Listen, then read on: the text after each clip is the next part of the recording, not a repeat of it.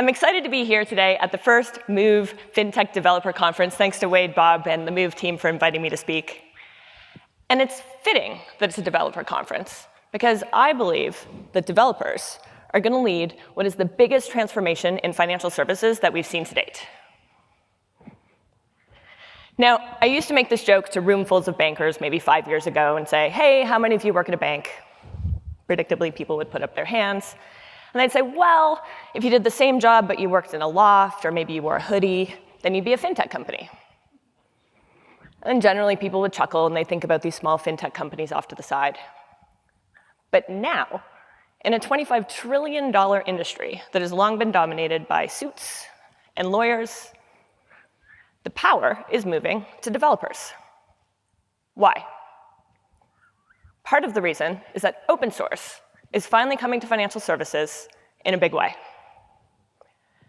And I'm going to talk today about the power of open source, specifically in financial services, the companies and the projects that are leading the way, what that means for us and the broader industry.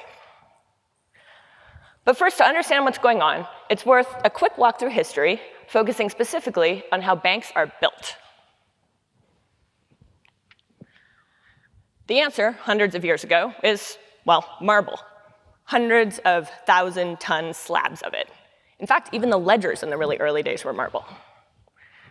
The ledgers moved to paper, the marble buildings moved to brick and other materials, but banks for a very long time were concerned with keeping physical money safe. And it actually wasn't until the 1960s, with the advent of the mainframe, COBOL, that software came in. Eventually, banks could interconnect, they could do interbank transfers, we could wire money across the country. And now, banks, for the first time, had to be concerned with keeping virtual money safe. Then came the desktop computer. We didn't even have to go to the branch. We could just access our banking account from our laptops in the comfort of our home. And eventually, we could do a lot of our banking via the mobile phone. So this brings us to where we are today, call it the third era of banking, where the modern cloud has allowed many of these core systems to move up into the cloud. And so now, as we'll talk about a little bit later, you can get many of those layers as a service, very similar to what Amazon did for compute and storage. Deposit accounts as a service, credit card issuing, some compliance. And really what this did is it took banking away from something that only a bank could do to something that any company can do. Lyft can add bank accounts for its drivers. Procore can do lending for its construction workers. And so now money has gone from physical at a bank, to virtual at a bank, to virtual to pretty much any company. So that's a lot of progress. And many would say that we're pretty much done for the near future. And this is where I would disagree and what we're going to talk about today. There's demand from users and there's demand from developers to go even further. So what might that look like? What if we exploded those layers even further into the most basic primitives? So what is a primitive? Not derived from anything else. So in financial services, that could look like a ledger, or it might look like a payment library that's built right down to the network layer. And then what if those primitives were open source? Here's what we'd get. Essentially, Lego, but for banking. They'd be composable. You could combine any combination of any piece that you wanted to into any use case imaginable.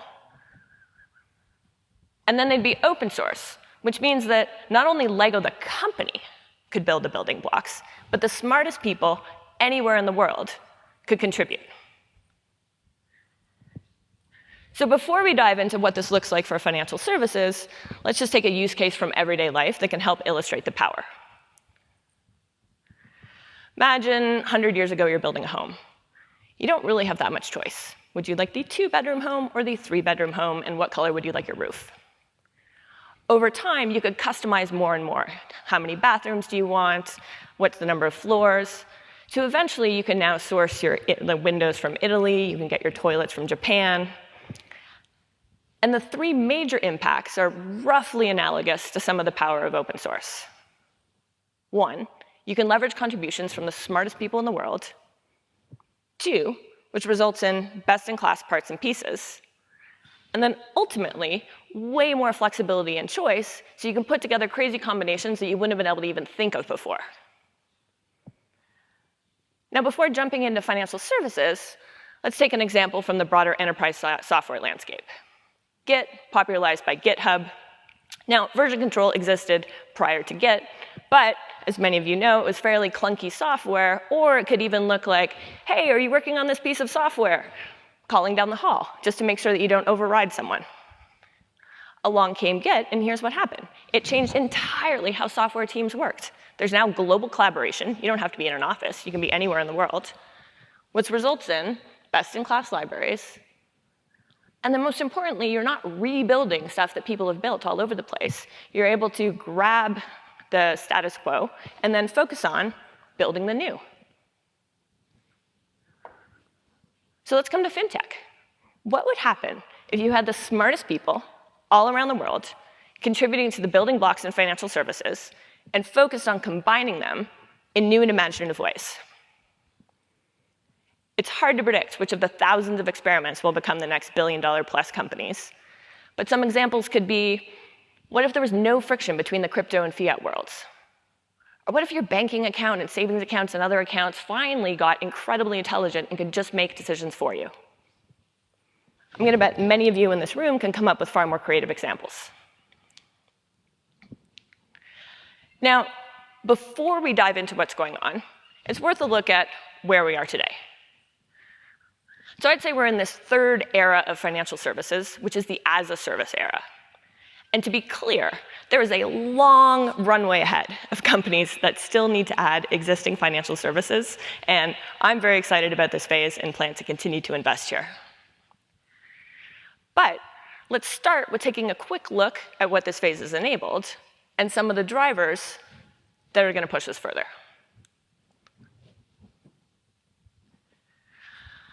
So let's say, for example, I wanted to build a neobank for Denver mountain bikers. Here's what just a few short years ago this process might have looked like. This is a crude banking stack. I need to get a license. Like, sure, I could apply for one of those, but that would take a very long time, as anyone who has gone through this process would attest to. So I'm probably going to partner with a sponsor bank. Then I need a core system, a ledger to keep track of my money. I need to get money in and out. I might want to issue a mountain biking card. Maybe I want to issue loans. I need connections in with the credit bureaus. There was a lot of regulatory frameworks around this because we're dealing with money, interactions with various different agencies. And then, of course, anything to do with money has lots of fraud. So now I have combined all of this stack, mostly with legacy players. It's probably taken me 1.5 to 2 years, and I still haven't built the new creative thing that doesn't exist in the market that I set out to do. But that's changed, thanks to many of you in this room. I can now get all of this as a service. Do you want to launch a deposit account with a debit card? There's great infrastructure players for that. Lending as a service, there's also great infrastructure players for that. But now what I'd say is, while we've made a ton of progress, and we've gotten better and better at launching existing financial services, users and developers are demanding more forward progress. So let's take a look first at the user side of the equation. We talked about how banking has moved from something that banks do to something that any company can do.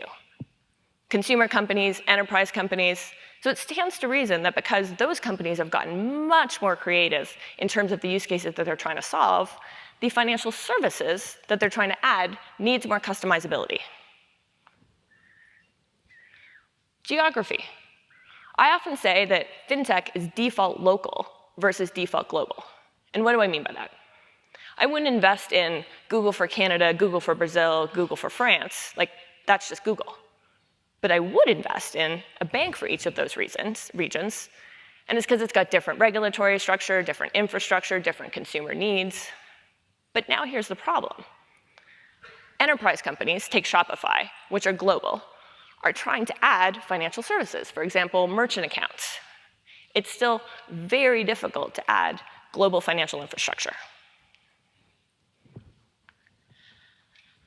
And then finally, we have billions of people that are left out of the financial system entirely.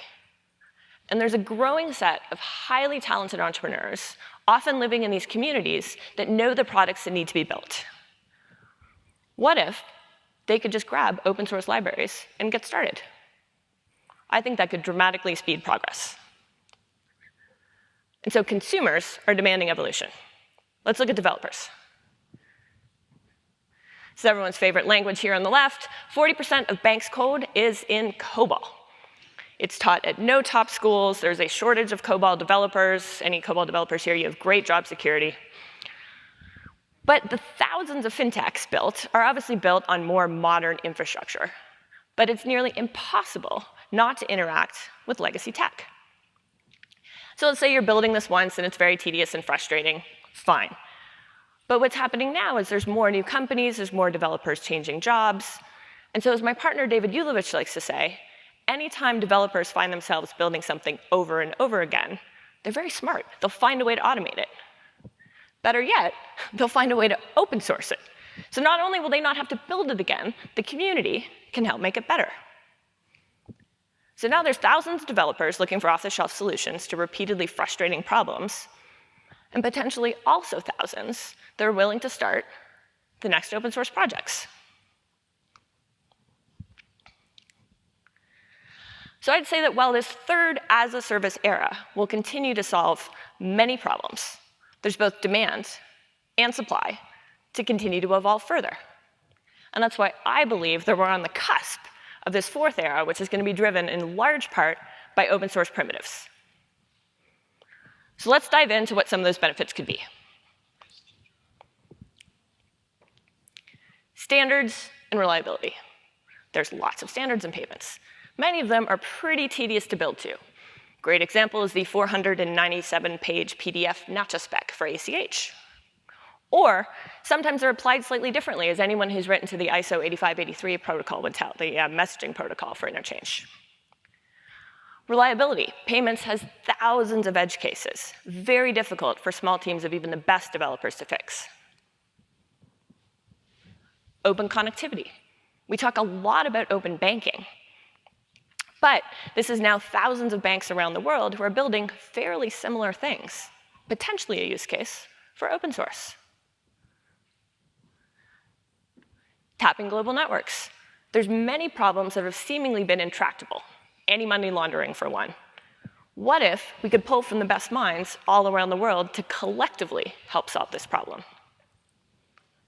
And finally, access.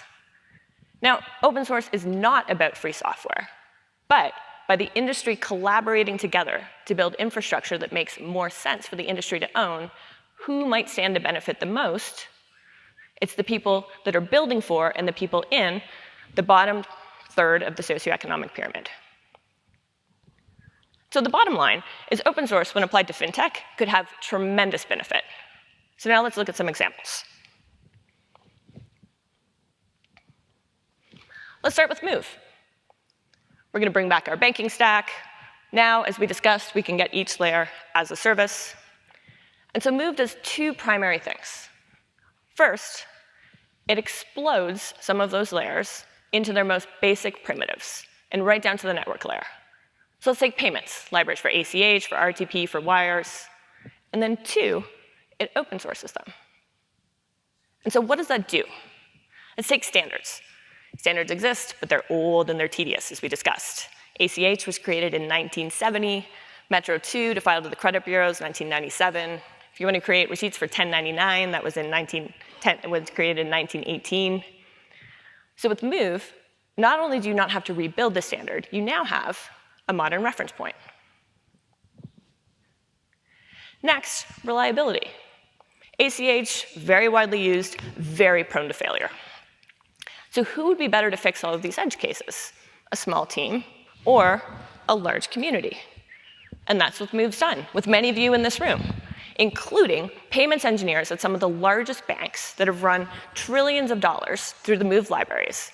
And these are mortgage payments, auto loans, all sorts of other payment types that were previously only accessible COBOL on mainframes that helped discover 1,600 edge cases that the community was able to write test cases against and fix and harden and benefit the library for all. Next, let's look at connectivity. Often, the first step to building a banking app is to help your consumers get data out of their existing financial services institution. So if you're building a budgeting app, you'd want to get all of your transactions. Or even if you're a mortgage originator, you might want to let people get the last 2 months of their income statements. And this has led to the rise of aggregator companies. Plaid in the US, Belvo in LATAM, TrueLayer in Europe, and many others. But unlike when Plaid started in 2012, in a very closed US ecosystem, there's now open banking regulation that is starting all around the world. So you have to ask, does it make sense to have more proprietary companies all around the world, or is this perhaps an application for open source? So let's look at Europe with PSD2. Banks are required to provide access to their transaction data. So now you have banks all across the continent basically building the same thing. Enter Tosobi, which helps run the Open Banking project. And it does 3 things. 1, it provides libraries to help with integrations into legacy systems. It provides a starting point for the APIs that everybody's going to have to use. And then perhaps most usefully, it keeps up with the ever-evolving regulation, so those libraries are always up to date, and that's one fewer things that the banks need to do. And so imagine how much more open and connected our ecosystem could be if banks were all using the same open source framework, and it was similarly, there was open source projects that helped maintain those connections. Now, I'm glossing over a very complex set of regulatory frameworks that make this difficult, but we could take an inspiration from crypto. There's 60+ crypto exchanges. And so is there a proprietary company that's sitting on top of all of these? Of course not. Crypto is by nature more default open source. There's libraries such as Exchange, which are a consistent interface for providing trading and accessing market data. Default, open source. So now let's look at the power of tapping global networks. Anti-money laundering, term that was coined in the 1920s and 30s because mobsters used to mask their money through laundromats. Interestingly, it actually wasn't until 1986 that the first law was passed making this illegal. Since then, there's roughly $2 trillion a year in money that's laundered. $30 billion is spent by banks and financial institutions in North America to try and prevent this crime. These software companies result in hundreds of thousands of alerts. 95% are false positives. Just imagine the compliance people that are required to process these. And then even then, you probably feel like you read about a different fine every other week, which is true. In just 1 year, in 2019, there were $10 billion in fines. And so after all of this, only 3% of the $2 trillion is actually caught. Because here's what's going on. Each financial institution, individually, is monitoring hundreds of thousands of watch lists of suspicious people, politically exposed people. And then they're trying to match entities. Think how difficult it is to do John Smith, the money launderer, versus John Smith, the average citizen. You're continuously evolving different rule sets to be able to catch suspicious transaction. And then you're keeping up with ever-evolving regulation. And then what makes this problem worse is that if one financial institution gets much better, it doesn't actually solve the problem. It just transfers the problem. If I'm a money launderer, why am I going to go to the guy that's best in class? I'm going to go over to the weakest link. And so here's where open source could come into play, and it's already started. Watchmen and open sanctions help provide search across many of these different sanctions lists and how to ingest data in a consistent way. And then there's an early project at Red Hat, which is helping share entity matching rule sets, how to deal with large volumes of data. So you could imagine a world where everyone was able to use the same consistent open source software with the best in class to date. And then if somebody figured out how to make it better, they could also contribute back. And we might finally be able to make a dent in what has very much felt like an intractable problem.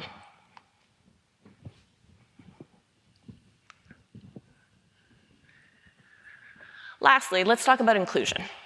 There's roughly 3 billion people worldwide that are left out of the financial system. And there's a few reasons for that. One of them is that many banks are actually pretty happy from a profit perspective. If you look at banks in Latin America, they actually have the highest return on equities in the entire world. But there's also a software infrastructure reason. If it costs me, the bank, $10, $20, $30 in software costs just to have an account open, it just financially doesn't make sense unless I'm going to keep a lot of money in that account, I'm going to take out a mortgage, all sorts of different loans. And so this is where the power of the open source community contributing to a shared resource, in this case a shared core, could really stand to benefit. Mifos is an example here, which is now under the Apache license. And it's enabled its partners, which are micro-lending institutions, to spin up peer-to-peer lending. Or, for instance, enabling tiny micro-merchants to accept QR code payments. And many different applications that are built for the bottom end of the socioeconomic pyramid, which has previously been left out. And this brings us, nicely summarized, to this quote I love by Paul Ramsey, who's an open source advocate, which is, you get what you pay for, everyone gets what you pay for, and you get what everyone pays for.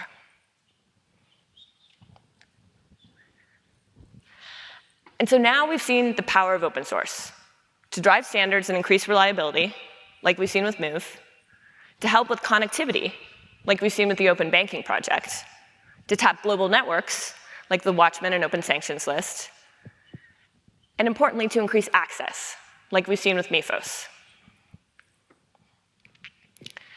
And having seen the accelerating pace of innovation over the last several years, from the Marble Bank to mainframe to as a service to now open source primitives, it's impossible not to believe that this is going to lead to the next era of billion-dollar companies. And so what does this mean for all of us in this room? I think it changes how we think about and how we build infrastructure. To start, you can start to look for an open source library. Even just a few years ago, that would have been not even worth doing. Second, if you're using one, consider contributing back to the holistic good of the industry. But more likely, since we're in the earliest of innings, there isn't a solution to the problem that you're trying to solve. And so if you find yourself building a tool or a boring piece of infrastructure, think about how many other people might be doing the same thing or who might want to use the same thing. And maybe your boring tool is the next infrastructure company. And now, I called this talk From Marble to Code, but I could have called it that every financial services company will spin out a fintech company.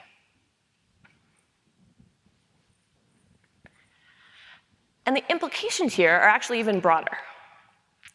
And so developers are obviously the creators and the sellers of these primitives.